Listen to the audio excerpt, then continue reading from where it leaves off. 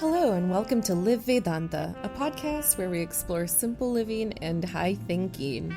Each week, we join Vivek Gupta, the resident guide of Chinmaya Mission Niagara, as he offers insights on bringing the divine into the daily.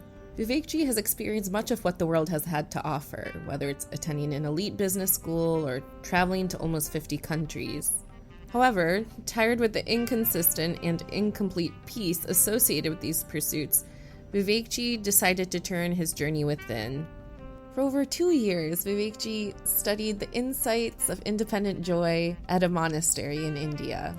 And over the last decade, he has continued to share his observations on the science of this independent joy with communities across North America and beyond. We're currently amidst our series, Stairway to Serenity, covering the 100 words at the heart of self-development. This week's episode, we have always been taught to be the best in the world. And this can be exhausting because there is no end. What we really need to learn is how to be the best for the world. In this next episode, Vivekji teaches us a few steps we can take to dive deeper within ourselves and to be our best. Hari Om, and greetings from Niagara Falls. Irrespective of how old you are, we have been ever taught to be the best in the world.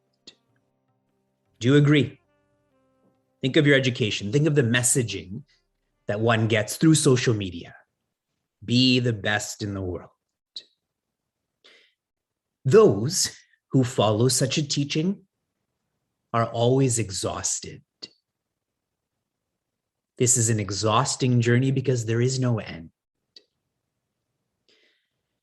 We have to unlearn that and instead learn not to be the best in the world, but to be the best for the world. Change the word in to for, F-O-R. Now, how can one be the best for the world when one starts to feel like they are all in the world? If I can feel for someone living in Australia, then I will know what's best for them, correct? If we think of a micro example, who knows what's best for our children? Finally, it's Sheila and I, correct? Because we feel for them more than you do.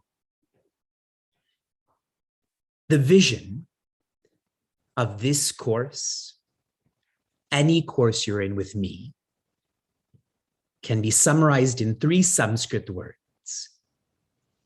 Tat, Tvam, Asi. Tat means infinity, and for some of us that's abstract, so you can replace that word with independent. Infinity is really an icon of independence. Tvam, point to me who's Tvam. You. Asi is like the word are. Infinity, you are. Independent, you are. We are trying to learn Tattvamasi by having greater insight into the words that our philosophy are written in. The language relating to Sanatana Dharma is profound. And the more we can relate to these words, the more we can practice this philosophy. And I'll give you an example. I recently heard a speech. Puja Guruji Swami Tejo Mayananda had asked a senior teacher, "What is Vedanta?" And this senior teacher responded with a technical definition that Vedanta is the authority of the Upanishads. And Puja Guruji smiled and said, "Yes, what I feel Vedanta is a mirror." He didn't give a technical definition. He gave a definition he can relate to. When you look at a mirror, what are you looking at? Are you looking at the mirror or the reflection? Vedanta is the same way. Are you looking at the book? Are you looking at the words? Are you looking at how this relates to you? So now the next time someone asks, what do you do on Thursday nights? You can tell them, I look in the mirror for a full hour for 32 weeks. This is not a cult.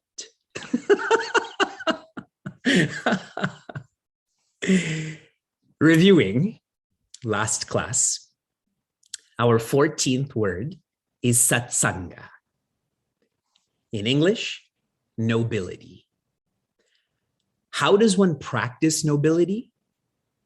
By being more inclusive. Inclusivity becomes a trigger for integrity. When you feel more inclusive with yourself, that means the decisions of your intellect, your mind follows. Your actions follow. There's more inclusivity within you. That's called integrity. Integrity triggers ideally. Your life starts to revolve around an ideal. And ideally becomes the trigger or the path to infinity or sat. So the trajectory for satsanga is sat. How does this all start? Be more inclusive. That's why more corporations, more organizations focus on EDI, correct? I share with you all the time about the Inclusion Council meetings that I'm engaged in, hoping that when you have an opportunity to be part of such councils, boards, that you take that up. Our 15th word, Shastra.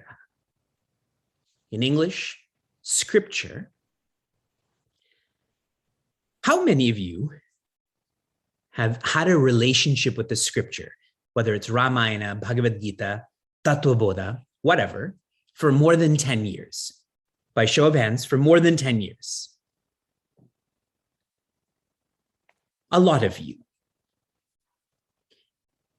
We have a casual relationship with our scriptures, and evidence of this is that we don't follow the script. If you think of a serious relationship, you follow your significant other, correct? You go on vacation together, you plan finances together. We have to learn to love our Shastra. We tend to love beings. Remember, the Shastra is the words of beings. What kind of beings? Wise beings. When you learn to love the Shastra, then you will learn. As long as you have a casual relationship with Bhagavad Gita, it will not be transformative. That Shastra will only be a Shastra. If you think of a weapon, a sword, a knife, what does it do? It separates, doesn't it? It divides. I use a knife on a watermelon. It divides that watermelon.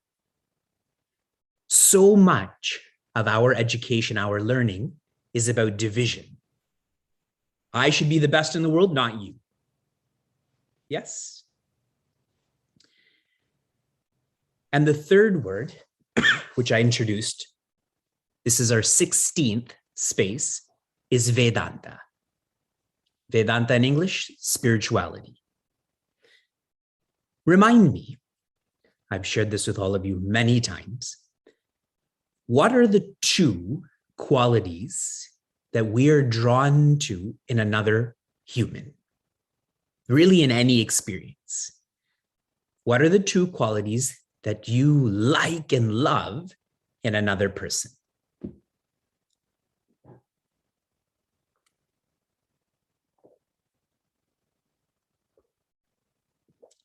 Honesty, humility, authenticity, depth. It is authenticity and depth.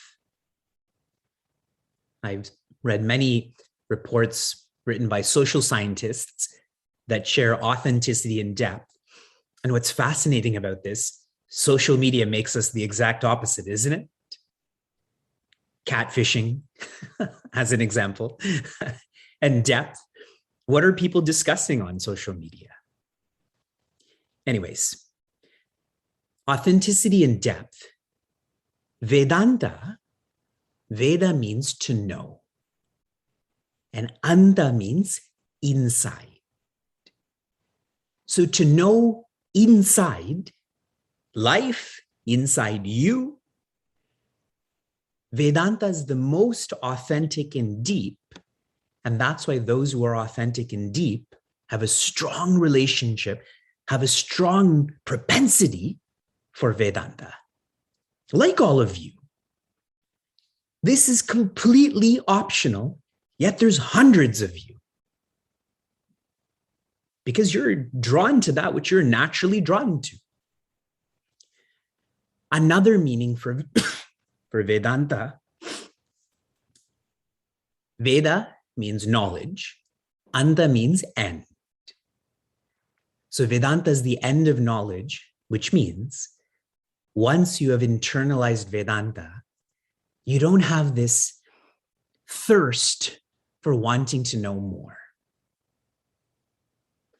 A lot of people, they want to keep on knowing more about science, knowing more about the economy, knowing more about the future. But once you've internalized Vedanta, that really means you've internalized happiness. That is our most authentic and deep need. A way to practice Vedanta is humility. That was the last thought I shared with everyone last week. Humility. Why? For Vedanta to be impactful on you, on me, we need a guide. Nobody wants to be told what to do. Correct? Nobody. But if you want to know the most authentic and deep part of you, you can't do this casually. You need a guide. So one has to have that humility that I will follow your instructions. I will follow your guidance.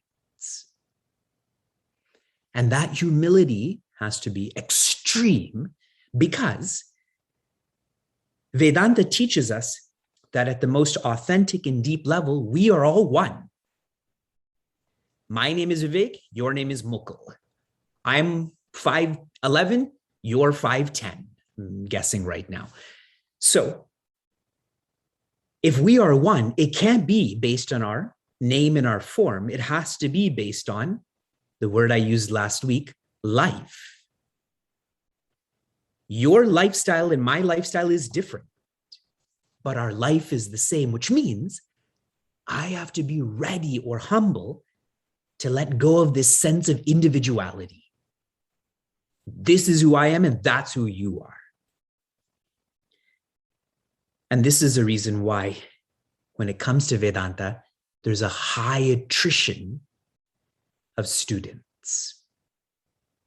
Even amongst all of you, if you look right now, there's 106 screens. In January, there will be 80. We're going to remove a lot of, no. You will remove yourself. I assure you that you will, not all of you, but some of you will remove yourself. Why? If you go with the logic I'm sharing, it's because you're too egotistical. And if you're offended by what I'm saying, that's proof. Correct? We continue. Our 17th word, we have to move fast, so everyone think fast, is upasana. Upasana. In English, this means emulate. Emulate.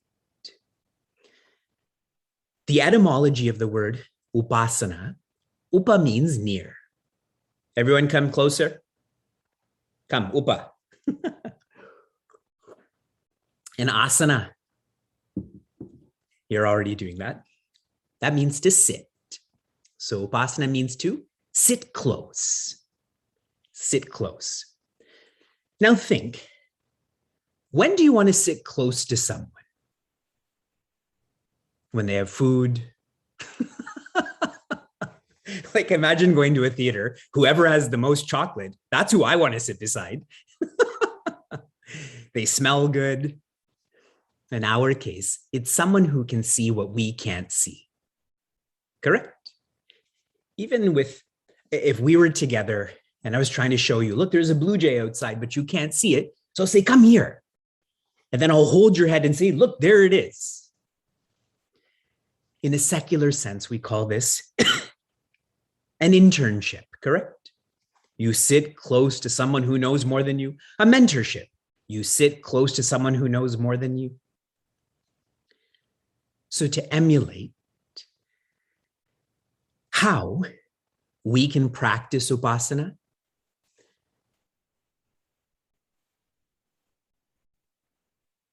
we should listen carefully to the teachings of one whom we respect. Okay, that's step one. Listen carefully to the teachings of someone you respect. But deeper than that, then, the sitting close part, it has to go from the teachings to their life, how they live. If you don't know anything about the lifestyle or life of a teacher, you will only respect them, you will never love them. But if you know the lifestyle, the life of someone you respect, and that resonates with you, you can relate to that, you will start to love them. That is what it means to emulate upasana. Are you all clear about that? That's why so often we say, this is Swami Chinmaya and this life and teachings. But what was the first part that you connected to? It was the teachings, correct? Then his life, how much he was dedicated and sacrificed, and that makes the teachings that much more vibrant. So listen carefully to one you respect, but then you have to tune in more. I've shared with all of you, I listened to Puja Swami Tejo Mayananda many times before I joined the Vedanta course. He stayed in my room. I wasn't in the room. He would never want to stay in the same room as me, but he stayed in my room in Niagara Falls. But it was only at the ashram, when I observed his lifestyle, his life, that these teachings became real. Upasana. 18, Papa. The 18th space is Papa. Please tell me what Papa means.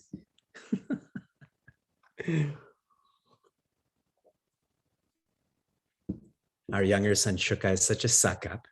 Whenever he knows that he's not listening to me, he says, you're my Pitta Shri.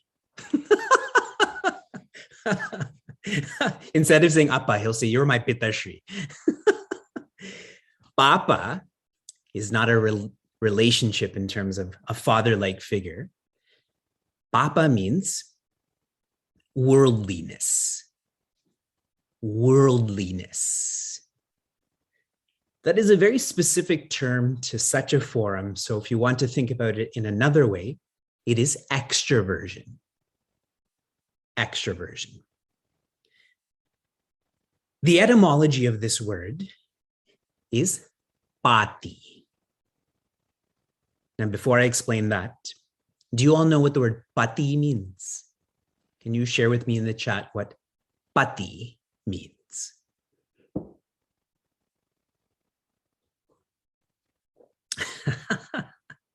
They're all saying husband. Pati means the one who protects, so not husband. Understood? Pati means to protect. Pati is the one who does this protection. A papa, or worldliness, protects ignorance. Remember, space one was avidya.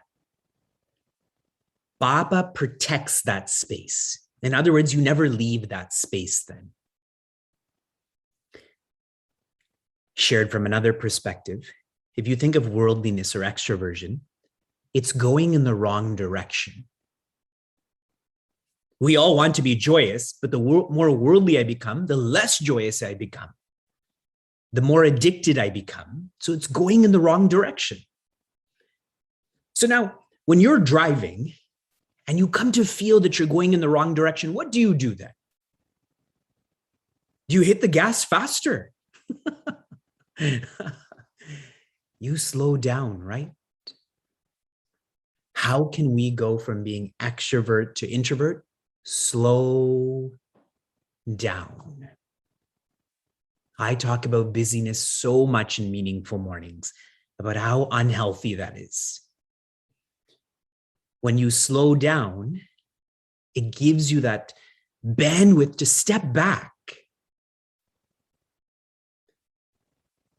How many of you, if you could go back to college, that you would study a different degree, be in a different program? A lot of us, and those who don't have their hands up, it's because you never went to college. But my point is, now that we've slowed down our life, we're stepping back and thinking, why did I study this? Why did I act like this? Correct? That's where we practice papa, meaning we practice. So we stop being a papi, one who's going in the wrong direction. Now, a related word, this is space 19, is punya. Punya. Please tell me what punya means.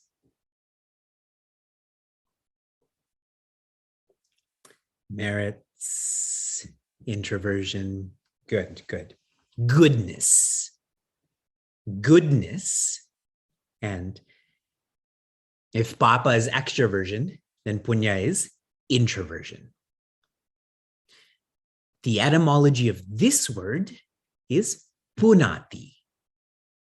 Pati means to protect ignorance or ignoring joy. Punati means to purify. When one purifies ignorance, that means they thin ignorance out. They start to remember how to be happy. Can you all visualize that? Like a dishcloth. It's got food all over it, so you can't see through it. But if you start to clean all of that grime off, you can see through that cloth then, correct? See the subliminal teachings. Now every time you do the dishes, punati. Punya. Doing dishes is goodness. A way to practice this. You will know that you're becoming purer, because that's a really, a health-oriented term, right? This soap will kill 99.9% of your germs, etc. Gold is this pure. A gauge of purity is sensitivity.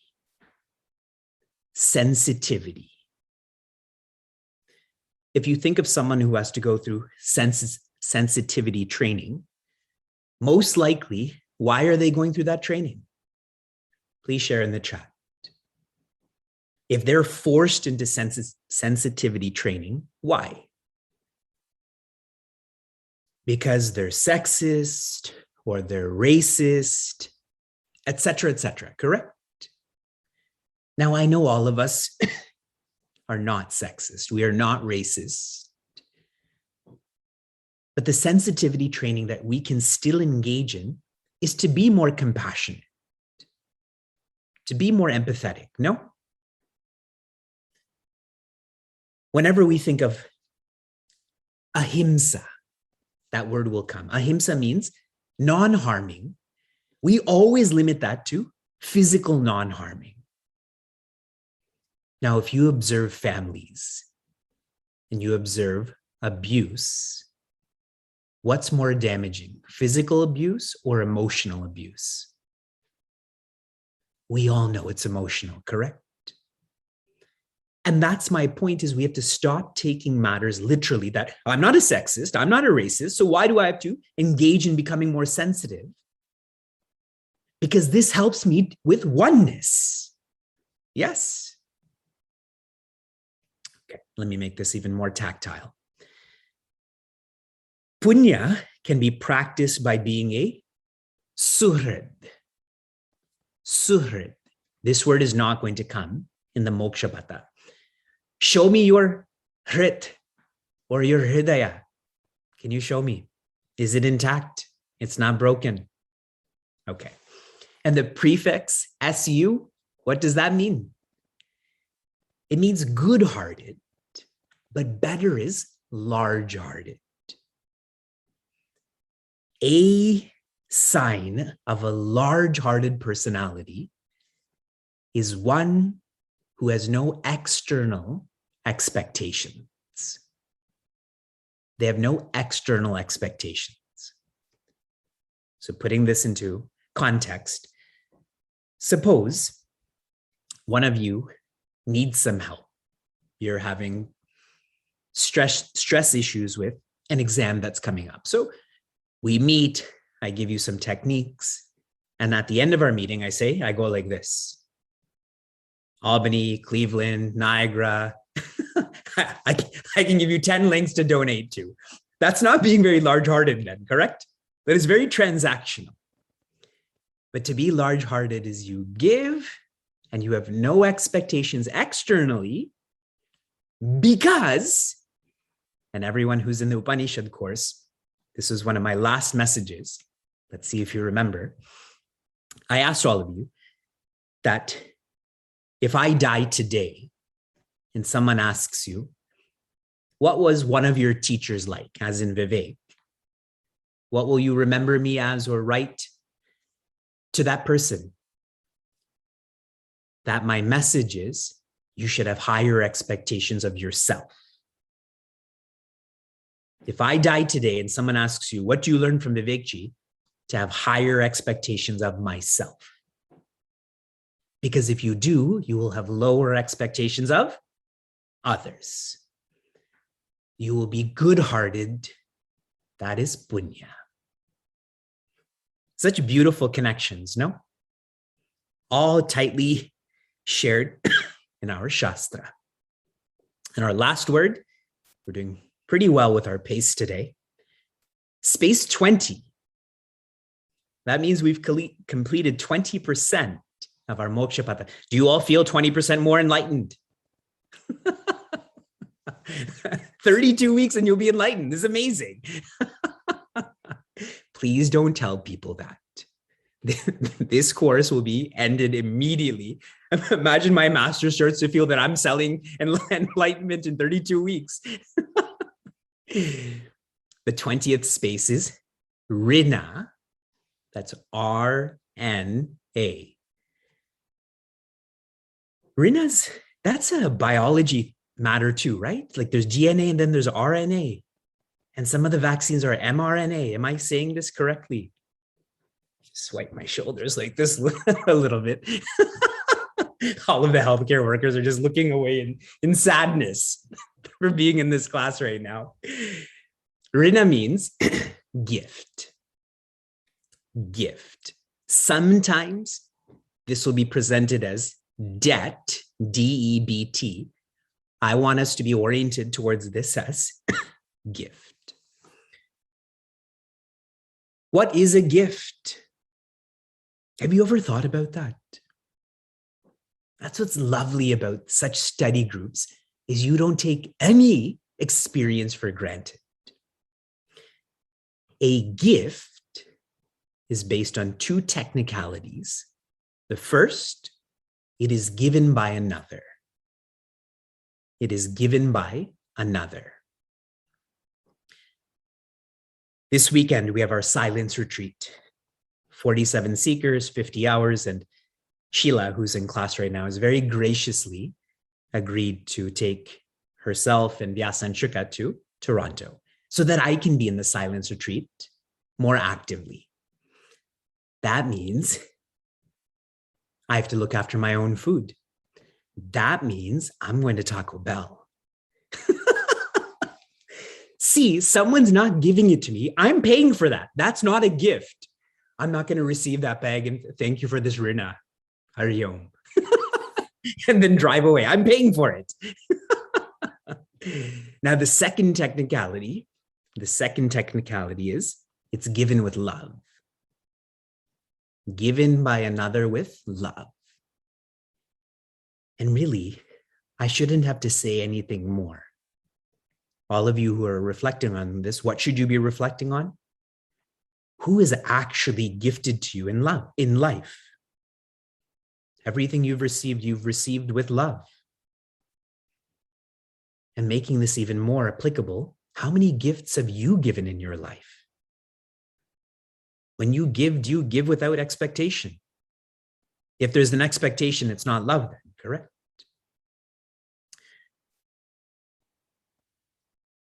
The most important facets of our life have been given to us freely.